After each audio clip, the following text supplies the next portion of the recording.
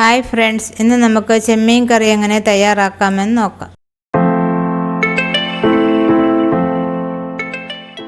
ഒരു ചട്ടിയിലേക്ക് കുറച്ച് വെളിച്ചെണ്ണ ഒഴിച്ച് ചൂടാകുമ്പോൾ അതിലേക്ക് 1 ടീസ്പൂൺ കടുകും 1/2 ടീസ്പൂൺ ഉലുവയും കൂടി ചേർത്ത് കൊടുക്കും. കടുകും ഉലുവയും പൊട്ടിയതിന് ശേഷം അതിലേക്ക് കുറച്ച് കൊച്ചുള്ളി ചെറുതായി അരിഞ്ഞതും 1 കഷ്ണം ഇഞ്ചി ചെറുതായി അരിഞ്ഞതും കുറച്ച് കറിവേപ്പിലയും കുറച്ച് തേങ്ങാക്കൊത്തും ഇട്ട് നന്നായി വഴറ്റിയെടുക്കുക.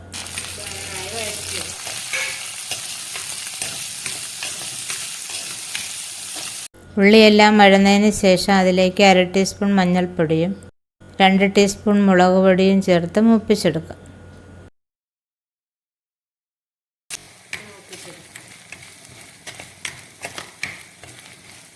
മുളക് മുരിഞ്ഞതിന് ശേഷം അതിലേക്ക് പുളി ചേർത്ത് കൊടുക്കുക.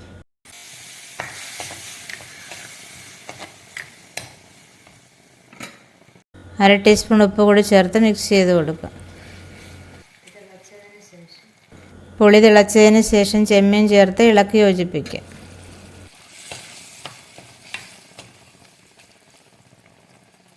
അതിലേക്ക് 1/2 കപ്പ് തേങ്ങാപ്പാൽ കൂടി ചേർത്ത് അടച്ചു വെച്ച് വേവിക്കാം.